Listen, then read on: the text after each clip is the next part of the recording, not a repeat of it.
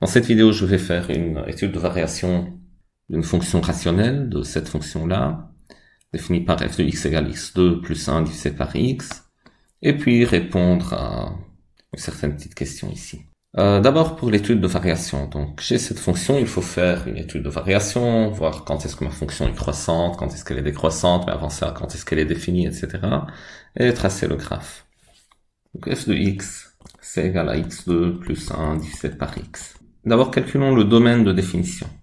Donc c'est là où la fonction est définie, mais clairement la fonction est définie partout sauf en 0. Donc le domaine c'est R étoile. Le seul problème c'est lorsque x égale 0, parce que je ne peux pas diviser par 0. Maintenant je peux calculer les limites de la fonction en 0. Donc limite lorsque x tend vers 0 plus de f de x, et la limite lorsque x tend vers 0 moins de f de x. Pour 0 plus, donc c'est la limite lorsque x tend vers 0 plus, c'est-à-dire x tend vers 0 tout en étant positif, de x2 plus 1 divisé par x. Lorsque x tend vers 0 plus, donc x tend vers 0 tout en étant positif, bon, le numérateur tend vers 0, et le numérateur tend vers 1.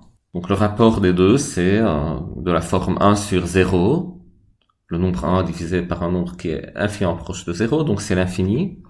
Mais le numérateur est positif et le dénominateur étant positif, donc la limite c'est plus l'infini. Donc quand je m'approche de 0 tout en étant strictement plus grand que 0, la limite est plus l'infini. Maintenant la limite en 0 moins, donc c'est la limite lorsque x tend vers 0 moins de x2 plus 1 divisé par x, donc x s'approche infiniment de 0 mais x est négatif, donc s'approche de 0 à gauche, de la gauche de 0. Le numérateur tend vers 1 et le dénominateur tend vers 0. Le dénominateur est négatif, et donc le rapport c'est infini, car je divise 1 par un nombre infiniment proche de 0, mais ce nombre est négatif, donc c'est moins l'infini, parce que le numérateur est positif et le dénominateur est négatif, le rapport est négatif. Donc maintenant, une première chose qu'on peut dire ici, c'est que la droite d'équation x égale 0 est une asymptote verticale à ma fonction. Justement parce que quand x s'approche de 0, f de x va vers l'infini. Maintenant, pour faire une étude de variation, on a besoin aussi de la dérivée, f' de x, donc c'est la dérivée de cette fonction.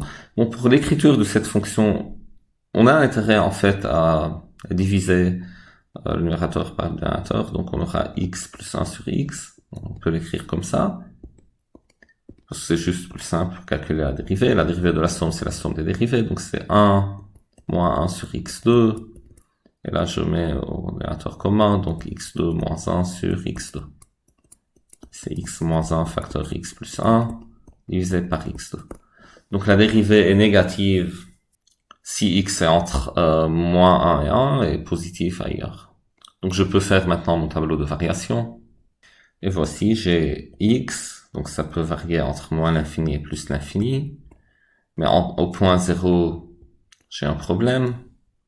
Mais j'ai aussi deux points, les points en moins 1 et en 1, qui sont importants pour le signe de la dérivée. Et puis j'ai f' de x. Je sais que entre moins 1 et 1, la dérivée est négative, et qu'à l'extérieur de cet intervalle, elle est positive. Et donc ma fonction f, elle est croissante sur moins l'infini moins 1, et puis décroissante sur l'intervalle moins 1, 0, et puis décroissante sur 0, 1 et croissante sur l'intervalle 1 plus l'infini. Et donc au point moins 1, j'ai un maximum local. C'est la valeur de la fonction au point moins 1, c'est f de moins 1, donc voyons, je remplace ici, c'est moins 2. Et au point 1, j'ai un minimum local. Quand je remplace x par 1 dans f de x, j'obtiens plus 2.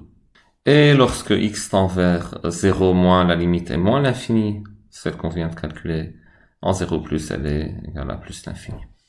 Maintenant, il est important aussi de connaître les limites de f en moins l'infini et plus l'infini pour pouvoir finaliser le graphe. Donc, je vais calculer limite, je vais l'écrire ici, donc limite lorsque x tend vers moins l'infini de f de x. Donc c'est égal à quoi? Le premier terme tend vers moins l'infini, le second 1 sur x ça tend vers 0, et donc la limite est moins l'infini, et donc je peux écrire ici qu'en moins l'infini, la limite de f est moins l'infini, et donc j'ajoute ce moins l'infini à mon tableau de variation. Et pareil, la limite lorsque x tend vers plus l'infini de f de x, qui est x plus 1 sur x. Donc si x tend vers l'infini, 1 sur x tend vers 0, et la limite de x plus 1 sur x, c'est infini plus 0, c'est infini, plus l'infini. Et donc, j'ajoute à mon tableau de variation, lorsque x tend vers l'infini, plus l'infini, je mets un plus l'infini. Voilà, donc je peux avoir un graphe qui est maintenant suffisamment précis, si je veux. Un petit brouillon d'abord, donc ma fonction en moins l'infini, elle tend vers moins l'infini, donc je commence là. Et puis elle monte jusqu'à moins 2, elle descend. En 0 plus, en 0 moins, pardon, elle tend vers moins l'infini. Et ça admet un maximum au point d'abscisse moins 1, et l'ordonnée, ça devrait être moins 2. Bon, c'est pas très bien avec les unités ici, donc on va tracer un graphe qui est meilleur. Et puis, en 0 plus, f tend vers plus l'infini, donc ça commence là, la deuxième branche de ma courbe. Elle descend jusqu'au point d'abscisse 1 et 2, et puis elle remonte. Lorsque x tend vers plus l'infini, elle va vers plus l'infini. Ça devrait être quelque chose comme ça. Mais en fait, j'ai envie d'être un peu plus précis avec mon graphe. Donc, une chose qu'on peut faire pour être un peu plus précis, c'est de voir si elle admet une autre asymptote. Donc, voir si ma fonction admet une certaine asymptote. Comme la limite en plus l'infini de f n'est pas une constante, donc ça n'admet pas une asymptote horizontale. Jusqu'à maintenant, on a une asymptote verticale, équation x égale 0, donc l'axe des y. Mais on peut voir s'il y a une asymptote oblique, et ce sera le cas ici, donc j'efface pour voir les asymptotes obliques. Donc, y a-t-il une droite, telle que quand on s'éloigne infiniment de la courbe, sur la courbe s'approche de cette droite, ce serait une asymptote. On cherche alors une asymptote de la forme y égale à x plus b, si elle existe. Donc si jamais j'ai une telle asymptote, je dois avoir que a, c'est la limite de f de x sur x. Si ça, c'est une asymptote en plus l'infini, donc a serait la limite lorsque x tend vers plus l'infini de f de x sur x. Et si cette limite est finie, elle existe, elle est finie, donc le b serait la limite lorsque x tend vers plus l'infini de f de x moins a fois x. Le a, c'est ce que j'aurais trouvé dans le premier calcul. Et si b aussi est fini, donc je peux dire y égale à x plus b est une asymptote en plus l'infini à ma courbe. Et pareil, je fais pour moins l'infini. Et donc quand je fais mon calcul ici, donc j'écris f de x, c'est égal à x2 plus 1 divisé par x. La limite lorsque x tend vers plus l'infini de f de x sur x, c'est égal à la limite lorsque x tend vers plus l'infini de x2 plus 1 sur x2. Et ça, c'est de la forme infini sur infini. Mais le terme dominant en haut, c'est x2, et le terme dominant en bas, c'est x2. Donc c'est la limite en plus l'infini de x2 divisé par x2, c'est égal à 1. Donc a, c'est égal à 1. Donc déjà, c'est bien, parce que c'est un nombre fini. Et le a, c'est égal à 1. Maintenant, j'essaie de calculer le b. Limite lorsque x tend vers plus l'infini de f de x moins ax, donc f de x moins 1 fois x. C'est la limite lorsque x tend vers plus l'infini de x2 plus 1 sur x moins x. Et quand je réduis au même dénominateur, donc c'est la limite lorsque x tend vers plus l'infini de, voyons, x2 moins x2, ça fait en haut 1 divisé par x et c'est 0. Voilà, c'est fini. C'est un nombre fini, c'est pas à l'infini ou quelque chose comme ça. Et donc en effet, ces deux nombres sont finis. Je peux dire que y égale ax plus b, avec a égale 1, b égale 0, c'est-à-dire la droite y égale x, est une asymptote à ma courbe en plus l'infini. Maintenant, je dois voir les asymptotes en moins l'infini, mais j'aurai le même calcul. Le même calcul me donne que c'est aussi une asymptote en moins l'infini. Donc quand je fais les calculs ici, lorsque x tend vers moins l'infini, j'aurai les mêmes valeurs. J'aurai que a égale 1 et b égale 0. Je peux voir alors que c'est la même droite qui a une asymptote aussi en moins l'infini. Donc le même calcul, ça donne que la droite d'équation y égale x est une asymptote en moins l'infini.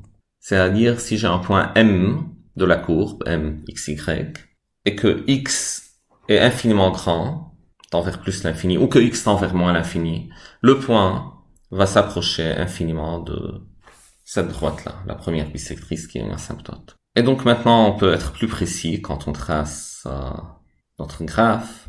Donc on peut le tracer ici. J'ai mes axes d'abord. Et voilà, je trace la première bisectrice. Et je regarde alors mon tableau de variation. Donc en moins l'infini, ma fonction tend vers moins l'infini, elle croît et puis elle décroît. Et en 0, elle tend vers moins l'infini. Donc ma fonction, elle commence quelque part là, elle monte, et elle redescend et admet son maximum en ce point, qui est le point d'abscisse moins 1 et d'ordonnée moins 2.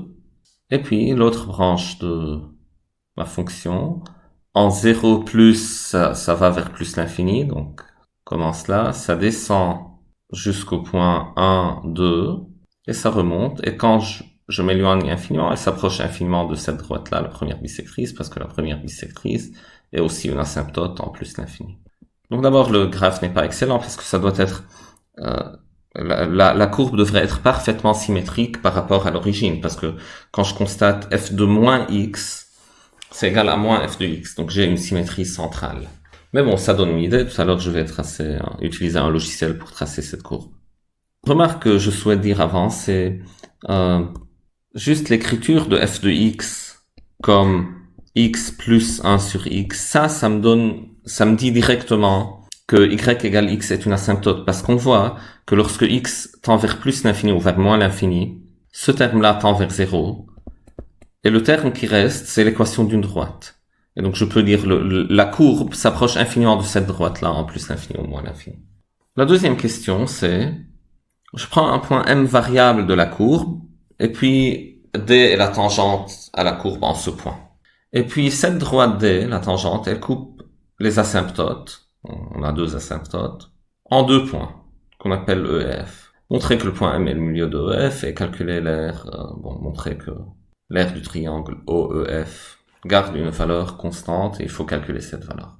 Donc, ce que ça dit, c'est, voyons, je prends un point M variable sur la courbe. Donc ça varie, ça va aller à gauche, à droite, sur cette branche ou sur l'autre branche. Mais je trace la tangente à ma courbe en ce point. Alors cette tangente coupe les asymptotes en deux points. Donc les asymptotes, quelles sont les asymptotes? J'ai l'axe des Y qui est une asymptote, donc c'est la coupe en point E. Et j'ai la première bisectrice, c'est une asymptote, donc ça coupe au point F. Ce qu'il faut montrer, c'est que mon point M, au départ, qui était ce point-là, est toujours le milieu de EF. Ok, donc voilà, mon graphe n'est pas très précis, parce que sur mon graphe, c'est pas vraiment le milieu. Et ma tangente n'est pas vraiment une droite. Mais bon, tout à l'heure, on fera un graphe qui sera mieux. Donc, il faut montrer que M, c'est le milieu de EF, et que la surface du triangle O, qui est l'origine, OEF, donc cette surface-là, elle garde une aire constante qu'il faut calculer. Comment on fait ça? Il faut juste prendre le point M, donc appeler M égale XY. Donc, voyons, commençons par faire ça ici. Donc, je vais dire que le point M, il est d'abscisse, disons, je vais l'appeler A, et l'ordonnée, c'est f de A. Mais f de x, c'est x2 plus 1 sur x. Donc le point M, si l'abscisse, je l'appelle A, l'ordonnée, je dois l'appeler A2 plus 1 divisé par 2. Et maintenant, c'est un peu calculatoire. Il faut trouver juste l'équation de la tangente, l'équation de cette droite, qui est tangente à la courbe au point M. Il faut calculer la dérivée en M, bon, on a la dérivée, il faut juste remplacer. Et puis j'aurai l'équation de la droite EF, de la tangente. Je vois où est-ce qu'elle coupe l'axe des Y. Je calcule le point sera le point E. Je vois où est-ce qu'elle coupe la première bisectrice, donc j'appelle le point F. Je trouve alors les coordonnées de M, de E et de F. Et je peux facilement voir alors si M en effet est le milieu de EF. Parce que si M est le milieu de EF, l'abscisse de M, c'est la somme des abscisses de EF sur 2, et pareil pour l'ordonnée. Et puis il faut trouver, écrire une formule qui me donne la surface du triangle, et voir que, voilà, indépendamment de M, indépendamment de la valeur de A, la surface doit rester la même. D'abord, calculons f' de A. C'est une valeur dont j'ai besoin pour trouver l'équation de la tangente. Donc f' de A, c'est, voyons, tout à l'heure, j'ai f de x, je l'ai réécrite comme x plus 1 sur x, et la dérivée, f' de x, on a fait le calcul, c'est 1 moins 1 sur x2. Donc f' de A, c'est 1 moins 1 divisé par A2, où si ça m'arrange mieux dans mon calcul, c'est A2 moins 1 divisé par A2. Et attention, A ne peut pas être nul parce que M, comme c'est un point de la courbe, l'abscisse doit être dans le domaine de définition. Donc A n'est pas 0. Équation de la tangente. Donc la tangente, on l'a appelée D, je pense. Et l'équation de D, on peut l'écrire, par exemple, y moins y de M divisé par x moins xm. C'est la pente de la tangente, qui est f' de x de m, c'est-à-dire f' de a. Donc je vais écrire f' en xm. Ça équivaut à dire que y moins y de m, c'est a2 plus 1 sur 2. Bon, attention, ici, il y a une petite erreur, en fait. C'est a2 plus 1 sur a. a2 plus 1 sur a. Donc y moins a2 plus 1 divisé par a. Ça va être égal à f' au point fois x moins xm. F' au point A, c'est, voilà, A2 moins 1 sur A2, multiplié par x moins x de m. X de m, c'est le point A. Et ça équivaut à dire que y, c'est égal à A2 moins 1 sur A2x, plus A2 plus 1 sur A, donc le terme qui vient de la gauche de l'équation.